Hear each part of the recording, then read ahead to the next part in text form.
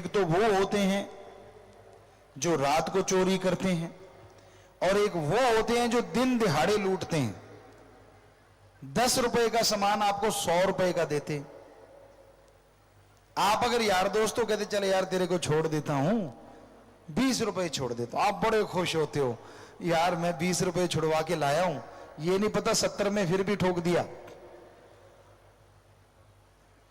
क्योंकि वो चोर नजर नहीं आते, सफेद पोश दुकान ये वो काम करने वाले आप दुनियादारी में आम देखते होंगे, लेकिन सिर्फ रात वाले चोर से आप पहरा रखते हैं। तो जो माया के मजदूर आज दुनिया को हमने देखा है, हाथ भी उसी से मिलाते हैं। कोई बड़ा आदमी, ऊंचा कोई रुतबा हो, कोई नौकरी पेशा हो, या राज पहुंच हो, गांव का पंच सरपंच हो, क्यों हाथ मिलाते हैं? क्योंकि इससे यारी डालेंगे तो कुछ मिलेगा। आज के इंसान में इतनी ज्यादा खुदगर्जी आ गई, स्वार्थीपन आ गया कि ये स्वार्थ के बिना दूसरी कोई बात करना ही नहीं चाहता। बस स्वार्थ, निजी स्वार्थ, भाई भाई का दुश्मन बना बैठा है। सोच के देखो, एक ही मां के गर्भ से पैदा हुए, दोनों के अंदर एक ही मां बाप का खून, ऐसी क्या चीज आ जाती है कि जिसकी वजह से दोनों एक दूसरे को मारने पे तुल जाते हैं? काम वासना, क्रोध, लोभ, मोह, अहंकार, मन माया। या तो पैसे का चक्कर होगा, या औरत या जमीन जायदाद का चक्कर होगा, या फिर क्रोधवश ऐसा कर बैठते हैं। आम ही सुना होगा, अपने भाई ने भाई को मार दिया। अजी छोड़िए, बेटा बाप को मार देता है ना हैरानी की बात। जब जिनके बच्चे हैं वो दिल पे हाथ रख के देखो, छोटे से को पालते हैं, बड़ा करते हैं, पहले पढ़ाओ जी, बच्चे जाते नहीं पढ़ने, डांटते हैं, प्यार देते हैं, बड़ा करते हैं, और बड़ा होके वो अपने बाप को ही मारता है। ऐसी क्या चीज आ गई? ज्यादातर केसेस में दौलत, रुपया, पैसा। लानत ऐसी औलाद पे और लानत ऐसे खून पे। पर ये कलयुग है, यहां स्वार्थ के बिना इंसान को कुछ भी अच्छा नहीं लगता। खुद की मांग पूरी होती है तो ठीक है, बल्कि कई बच्चे तो ये कह देते हैं अपने मां बाप को, ना पैदा करते, मैंने कौन सा कहा था कि मुझे पैदा करो। वाह, कईयों को लगता है हम ऐसी बात कह के बहुत बड़ा तीर मार लेते हैं, आगे मां बाप बोल नहीं पाते। अरे हकीकत ये है, कोई किसी को नहीं कहता कि मुझे पैदा करो। वो भगवान जब चाहता है तो वो पत्थरों में भी जिंदगी दे देता है। आप तो इंसान की कोख से पैदा हुए हो, एक मां की कोख से पैदा हुए हो। मां बाप की क्या ताकत।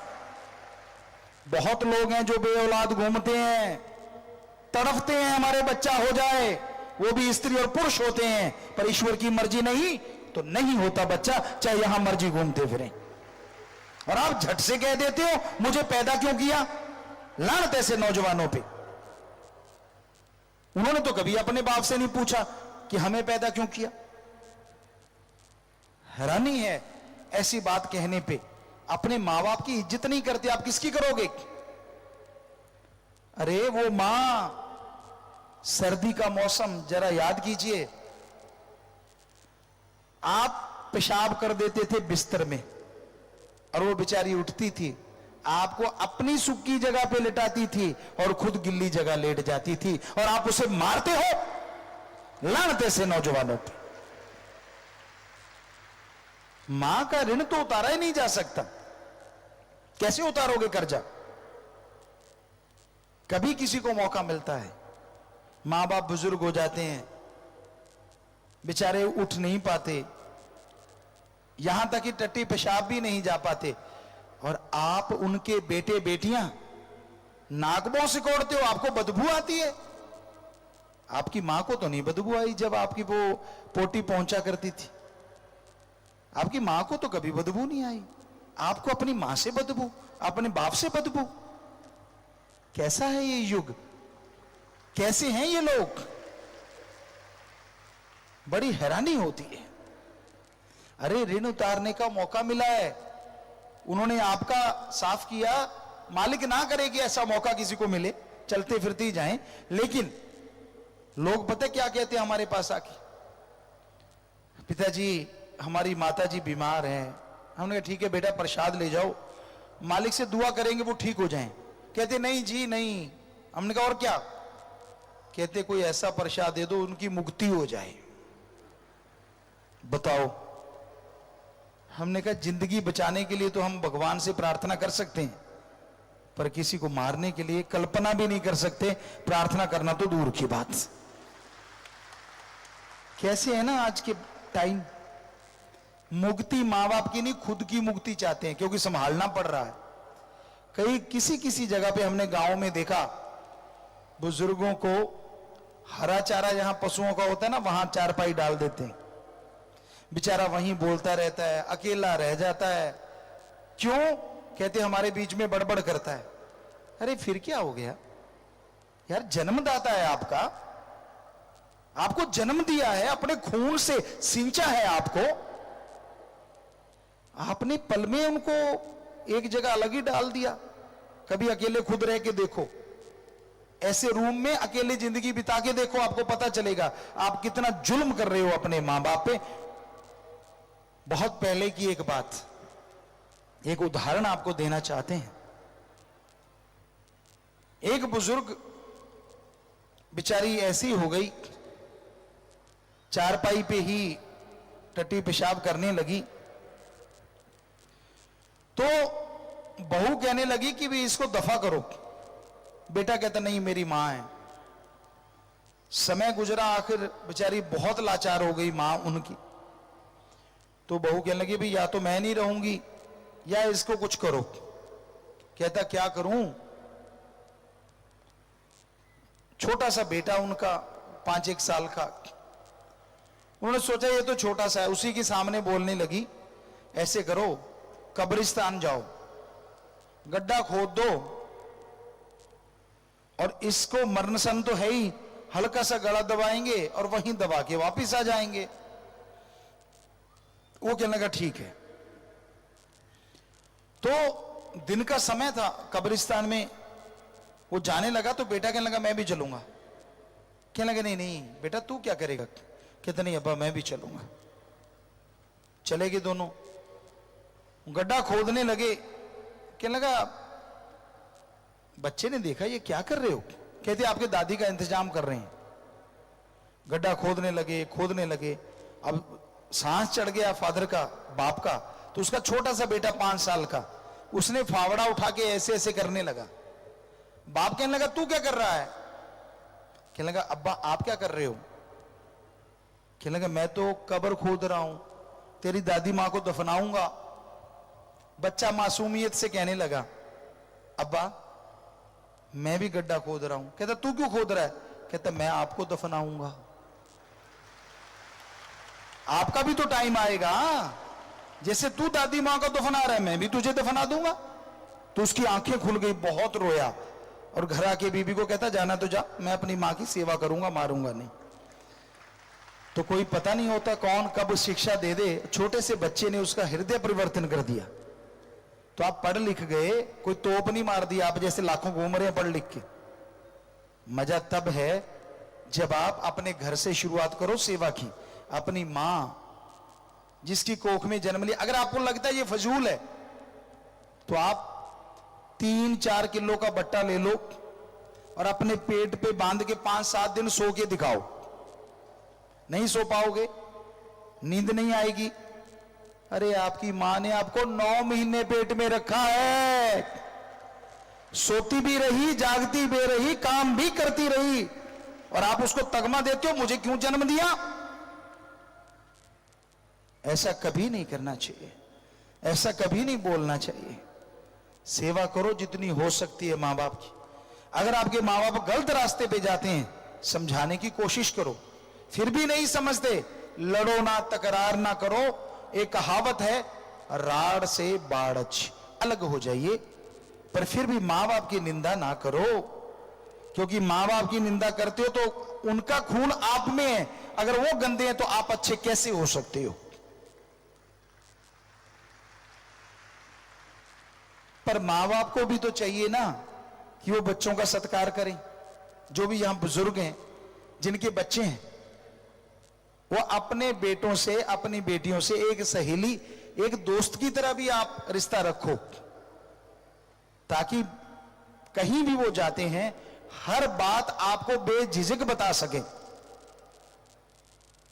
होता क्या है, आप इतना डरा देते हो अपनी बेटी को, बेटे को, कि वो आपसे बात नहीं कर पाते, और उनके साथ कुछ गलत हो रहा होता है स्कूल में, कॉलेज में, कहीं भी, तो वो आपको बताएंगे नहीं, क्योंकि उनको पता अगर बताएंगे तो पिटाई होगी। और दूसरी तरफ अगर एक सच्चे दोस्त की तरह आप रहते हैं तो वो आके बताएगा, आपका बेटा, आपकी बेटी, मम्मा पापा मेरे साथ ऐसा हो रहा है, मुझे ये कर रहे हैं, तो आप समय रहते अपने बच्चे का लाइफ बचा सकते हो, जिंदगी बचा सकते हो।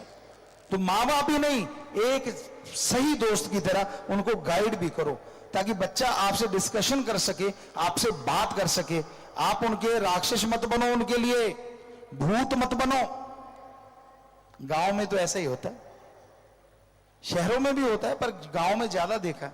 मां बाप के सामने बच्चा बोल ही नहीं सकता, घिग्गी बच जाती है, इसलिए शायद वो बागी हो जाता, बड़ा होके बेइज्जती करता है। तो सत्कार करो और सत्कार करवाओ, बुजुर्गों का फर्ज है।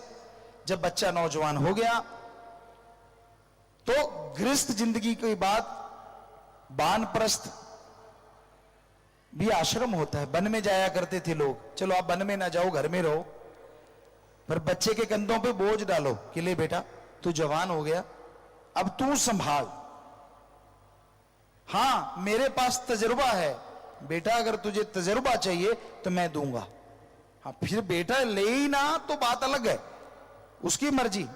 आपने अपनी जिंदगी में बहुत अच्छा नाम किया, बहुत कुछ बना के दिया बच्चों को, अब बच्चे ही नहीं मानते, बच्चे ही अगर नहीं सुनते, तो वो अगर गलत करेंगे या नुकसान करेंगे तो वो उनका है। तो मां बाप को भी चाहिए उनकी बात भी सुने। कोई छोटा बच्चा भी राय देता है, कोई पता नहीं आपके घर के लिए वो कितनी अच्छी हो, ये मत सोचो कि वो बच्चा ही है। दिमाग मां के गर्भ में आते बनना शुरू हो जाता है, और मां के गर्भ में भी बच्चा बहुत कुछ सीख लेता है। अब मिन्नू चक्रव्यूह तोड़ना सीख गया था, आपकी जानकारी के लिए। तो ये मत सोचो कि यार ये कल का छोकरा मुझे क्या सिखाएगा, नहीं नहीं, गलत। अच्छी बात चाहे बच्चा कहे चाहे बड़ा कहे, परिवार वाले मुखिया को माननी चाहिए, और जो मान लेगा उसका ही घर तरक्की करता है, नहीं तो पीछे रह जाता है। तो हर किसी का सत्कार, अगर आपकी बहन है, आपका भाई है, उनके लिए जो रिश्ता बनता है वो भावना रखिए, सत्कार कीजिए एक दूसरे का। हालांकि ये कलयुग है, बड़े बड़े महानगरों में तो कोई बहन भाई रिश्ता नाता नहीं रहा, चाहे आपको बुरा लगे, लेकिन सच यही है। जो वेदों में लिखा था, श्री गुरु गोविंद सिंह जी महाराज ने लिखा था, बहुत संत पीर फकीरों ने लिखा था, आज वो सच नजर आता है। उन्होंने कहा था ऐसा कलयुग आएगा, उसे कहेंगे घोर कलयुग, जिसमें रिश्ते नाते खत्म हो जाएंगे, रिश्ते रह जाएंगे स्त्री और पुरुष का, बाकी सब खत्म। और आज के दौर में बड़े बड़े महानगरों में तो ऐसा हो गया, बल्कि गांवों में भी ऐसा होता जा रहा है। जो बचे हुए हैं अच्छे संस्कार हैं, भगवान की कृपा है, और उनका भगवान से प्यार है, तभी बचे हैं, वरना बहुत मुश्किल है, आग लगी हुई है चारों तरफ। तो ऐसी बुराई की आग में जीना, राम नाम से जो जीते हैं, अल्लाह वाहिगुरु की भक्ति से जो जीते हैं, कहते हैं सोना गोल्ड आग में से निकल के ही अच्छी आभा पाता है, चमक पाता है। तो जो ऐसे दौर में से निकल जाते हैं, भक्ति इबादत करते हैं, अच्छे कर्म करते हैं, लोग उनका नाम सत्कार के साथ लेते हैं, उनके मां बाप की, परिवार की इज्जत होती है। अरे जवानी सभी पे आती है। जवानी ये मत सोचो कि आप पे कोई नई आई है, आपसे पहले भी सभी पे आई, गधे पे भी आती है, पर वो दुलत्तियां झाड़ झाड़ के गवा बैठता है। इंसान पे जवानी आई है तो कहते हैं जवानी पहले दर्जे की, जो किसी के काम आ जाए, किसी की जिंदगी बचाए, किसी रोते हुए को हंसाए, किसी का दुख दर्द मटाए, वो है जवानी। पर अगर ये जवानी किसी को रुला दे, किसी को तड़पा दे, तो ये जवानी नहीं, ये राक्षसीपन है, ये शैतानियत है। और हमारे धर्मों में लिखा है जवानी की भक्ति पहले दर्जे की, अव्वल दर्जे की मंजूर होती है माली के दरबार में बचपन और जवानी। इसमें जो भक्ति करने लग जाते हैं तो फिर वो ध्रुव की तरह अलग ही नजर आते हैं। अरे बुरे कर्म तो आज के युग में हर कोई कर रहा है, आप करोगे तो कौन सा अलग कर लिया। मजा तब है जब आप अच्छा कर्म कर डालो, सारी दुनिया से अलग पहचान बना लो, लोग कहें वाह धन्य है इसके मां बाप जिसने इसको जन्म दिया। मजा आ जाए जवानी का। जीना तो सबने है, पशु भी जीते हैं। आप तुलना करके देखो, खाता पीता इंसान है, खाते पशु भी हैं। इंसान जब मर्जी खा लेता है, पशु को जब मिलता है तब खा लेता है। बच्चे इंसान के होते हैं, बच्चे पशु के होते हैं। घर इंसान बनाता है, पशु भी कोई ना कोई जगह ढूंढ लेता है रहने के लिए। बल्कि पशु कई मामलों में आगे है। पशु का मल मूत्र पेशाब हड्डियां चमड़ा सब काम में आता है, और आदमी का मल मूत्र संभालने के लाले पड़े हुए हैं। इतना संभालें तो संभालें कैसे। हड्डियां भी संभालने जाते टैक्स और लगता है, वो कहते टैक्स दे पहले, और जलाने पे लकड़ियां अलग से। तो इस मामले में तो पशु आगे है काफी, क्योंकि वो जीते जी भी काम आता है और मरने के बाद भी हड्डियां चमड़ा सब कुछ काम में। और इंसान कहता नहीं मैं ही सर्वश्रेष्ठ। वाकई इंसान सर्वश्रेष्ठ है अगर वो इंसानों वाले काम करे।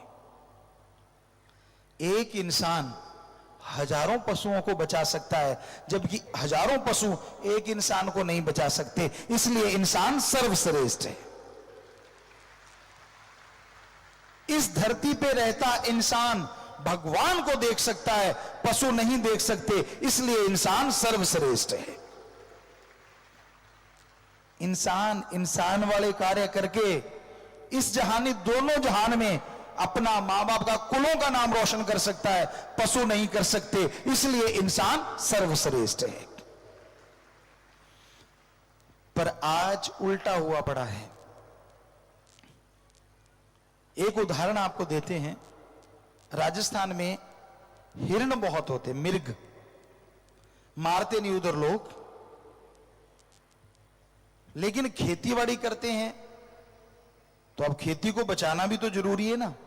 हिरण आके खेती चर जाते हैं, तो हम लोग क्या करते थे, कांटेदार तार लगा देते, झाड़ियां लगा देते थे खेती के साइड में, कि भाई अगर आएंगे तो वो वापस चले जाएंगे। लेकिन जानवर तो जानवर है। यहां से नाला काट के खाड़ा काट के पानी लगाते हैं, पंजाबी च नक्का कहते, उसमें से झुक के वो अंदर घुस जाते हैं और फसल खा जाते हैं। तो एक बार क्या हुआ, हम लोगों ने देखा कुछ हिरण मेरे घूम रहे हैं, तो जैसे हम लोग आए वो भागे डर के, तार के ऊपर से छलांग लगा गए, लेकिन एक के चोट लग गई। चोट लगी तो खून बहने लगा। बड़े बड़े टीले थे राजस्थान में, तो हमने देखा क्या होगा। वो भाग गए। टीले के अंदर झोंक होती है, नीचे जगह खाली नीची जगह होती है, तो ढलान होती है वहां नीची जगह। हम टीले के पीछे छुपते छुपते छुपते छुपते जाके देखने लगे। ध्यान से सुनिएगा, जिसके खून बह रहा था बाकी सारे टोले ने, मिर्गों ने उसको घेर रखा था, और एक मिर्ग उसके खून वाली जगह को चाट रहा था, लगातार अपनी जीभ से चाट रहा था, चाट रहा था, चाट रहा था। थोड़ी देर में उसका खून आना बंद हो गया। यानी उनका वो डॉक्टर ही होगा, हमें लगता है। खून आना बंद हो गया, मिर्ग चले गए। ये तो है पशु की बात। अब देखो इंसान, आपने भी देखा होगा, रोड के किनारे कोई इंसान जख्मी पड़ा होता है, गाड़ियां आती हैं, थोड़ी धीरे होती हैं, उसको देखती हैं और फिर स्पीड पकड़ लेती हैं। अब आप सच सच बताओ, इंसान कौन है और पशु कौन है? पशु के चोट लगी, पशुओं ने घेर के उसको ठीक कर लिया। इंसान के चोट लगी, इंसान अपनी गाड़ियां लेके भाग जाता है। तो आज इंसान पशु बना बैठा है और पशु इंसान बने बैठे हैं। लानत है। अरे चोट लगी है बेचारे के, उसे हॉस्पिटल पहुंचा दो। आदमी की जिंदगी बचाने से बड़ा पुण्य कोई नहीं होता। लेकिन किसके पास टाइम है? अगर आपका बेटा हुआ तो, अगर आपका रिश्तेदार हुआ तो टाइम है। तो ये गलत बात, ऐसा नहीं करना चाहिए। दीन दुखियों की मदद करना ही इंसानियत है, मानवता है। किसी को तड़फाना, किसी को सताना, ये ही राक्षस होते हैं। और राक्षसों के सींग नहीं होते। इंसान बनो। अरे जवानी है, अच्छे गेम खेलो, देश का मां बाप का नाम रोशन करो, अच्छे पढ़ लिख जाओ, मां बाप का देश का नाम रोशन करो। अगर ऐसा भी नहीं तो अनपढ़ भी हो तो भी कोई बात नहीं, अच्छे कर्म करो तो भी मां बाप और देश का नाम रोशन कर सकते हो। अकबर कोई ज्यादा पढ़ा लिखा नहीं था, अनपढ़ ही था। और आप जानते कितना बड़ा राजा बना था वो। सो इस चक्कर में मत रहो कि आप तो पढ़ ही नहीं पाए, टाइम बीत गया। वैसे सीखने का कोई टाइम नहीं होता। कोई भी कलाकार, कोई भी प्लेयर, कोई भी गुणवान इंसान ये नहीं कह सकता कि मैं 100% परिपूर्ण हूं। लास्ट तक सीखते जाओ, बहुत कुछ सीखने को मिलेगा। कोई भी नहीं कहता, हमने तो कभी सुना नहीं। तुलसी जी इतने बड़े विद्वान, जो कोई कहे संत को चीना, तुलसी हाथ कान को दीना। वो भी कह रहे हैं कि संत जो उस मालिक से मिलाता है, जो मालिक का नाम गाता है, कि किसी ने कह दिया कि मैंने तो उसको पहचान लिया, तुलसी जी कहते भाई मैं तो तौबा करता हूं। सो जो भी अच्छा काम आप सीख रहे हो, लगन से सीखो, एकाग्रता से सीखो। कई मां बाप कहते हैं जी बच्चों के ऐसे खेलते रहते हैं, खेलना नहीं चाहिए। ये आपका ही गलत बात है। हां, बच्चों को चाहिए कि पढ़ना भी चाहिए और खेलना भी चाहिए, क्योंकि जब आप खेलते हैं आपका माइंड फ्रेश हो जाता है। उसके बाद जब पढ़ेंगे तो पढ़ाई ज्यादा आएगी। ये हमने आजमाया है। तो आप हर अच्छे कर्म में भाग लो, हर बुरे कर्म से भाग जाओ। दोनों तरफ भाग है। अच्छे कर्मों में भाग ले लो और बुरे से भाग जाओ। यह मूल मंत्र है जिंदगी में खुशियों का। आवारागर्दी तो हर कोई कर रहा है भाई। क्या आपने देखा है, गांव में कहा करते हैं आवारा कुत्ता दर दर जाए दूर दूर होए, और जिसके पटा पहना है उसे हाथ ना लगाए कोई, क्योंकि पता है फलां का कुत्ता है।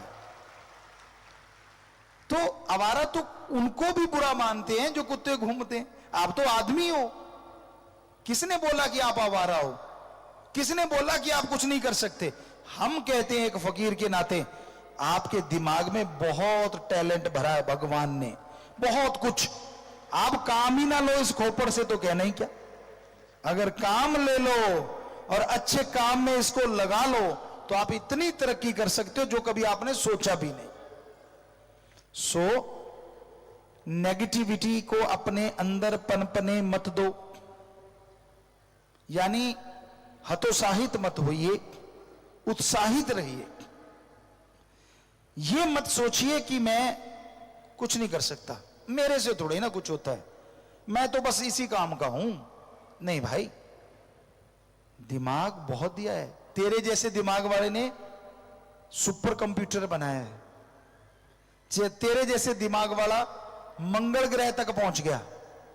अरे तेरे जैसे ही दिमाग वाले ने रॉकेट ऐसे ऐसे बना दिए जो सूरज तक जा रहे हैं। लोग चंद्रमा पे प्लाट काटने की सोच रहे हैं क्योंकि वहां पे उतरे हैं। आप दिमाग लगाते नहीं, सारा दिन शैतानी काम, सारा दिन फजूल के काम, सारा दिन फालतू की बहसबाजी, सारा दिन निंदा चुगली। कभी इससे फुर्सत ले लिया करो, बहुत हो गया, छोड़ दो। कितनी बार आपने चुगली करी होगी, पर अपनी बुराइयां अगर नहीं देखते तो दूसरों की बुराइयां देख के मजा क्यों लेते हो? अरे जो दूसरों की बुराइयां देखता है उसका बोझ खुद के ऊपर आ जाता है और वो बिल्कुल साफ हो जाता है, काफी हद तक साफ हो जाता है। जो गाते हो ना वो चला जाता है, खुद की बड़ाई गाओगे चली जाती है, खुद के अवगुण गाओगे चले जाएंगे। दूसरों के गुण देखो, अवगुण नहीं। अगर गुण देखोगे वो आपके अंदर आ जाएंगे और आप गुणवान बन जाओगे। काश इकट्ठे बैठो, कभी याद किया करो यार, आप अच्छा काम कौन सा करें जिसमें गांव का भला हो जाए। अच्छा काम कौन सा करें यार, मां बाप का नाम रोशन हो। अच्छा काम कौन सा करें जिसमें बिजनेस व्यापार बढ़ जाए, चलो यही कर लो। लेकिन आप तो कहते हो कौन सा काम करें साथ वाली दुकान पे आग लग जाए, कौन सा काम करें इनके ग्राहक आने बंद हो जाए, कोई तबीज डालेंगे चौरस्ते पे। आपने देखा होगा, आज के बच्चों ने भी देखा होगा, वो एक होता नारियल और एक काफी पैसे से डाल के उसमें, हम लोग तो उसको तोड़ के खा जाते थे, पैसे कोई सामान ले लेते थे, कुछ नहीं होता, बकवास। आप मत खाना, हमारी बात कुछ और थी, कहीं खाने लग जाओ, क्योंकि उसमें जहर भी डाल सकते हैं लोग, कुछ पता नहीं किसी का। तो किसी से कोई चीज खानी नहीं चाहिए, क्योंकि आजकल ऐसे केमिकल आ गए हैं, अगर आप वो चीज खा लेते तो आपका दिमाग उसका गुलाम हो सकता है। ऐसे ऐसे केमिकल आ गए, इसलिए किसी से कोई चीज लेके खानी ही नहीं चाहिए। तो बड़े अजीबोगरीब वो रखते क्यों है चौरस्ते में, ताकि पड़ोसी का बेड़ा गर्क हो जाए, मेरा बढ़िया रहे, बाकी सारे बर्बाद हो जाएं। तो ऐसा नहीं करना चाहिए, क्योंकि अगर आप किसी का बुरा सोचते हो, एक पंजाबी च कहावत है, कामां दे आखे टग्गे नहीं मरदे। पुराने टाइम में बैल जोता करते थे लोग, और काग आके काव काव काव करते कि भी मांस मिल जाए। तो किसी ने कहावत बना दी कि कामां दे आखे टग्गे, यानी बैल नहीं मरते। सो ईर्ष्या नफरत वाले के कहने से किसी का काम खराब नहीं होता, बल्कि उसका काम देखते देखते खुद का काम खराब कर लेते हो। तो इसलिए अच्छे कर्म करो, सबका भला मांगो, मां बाप की सेवा करो, दीन दुखियों की मदद करो। हम आपको गारंटी देते हैं भगवान आपकी मदद करेंगे, आपको तरक्की देंगे, आपके घर में खुशियां जरूर आएंगी।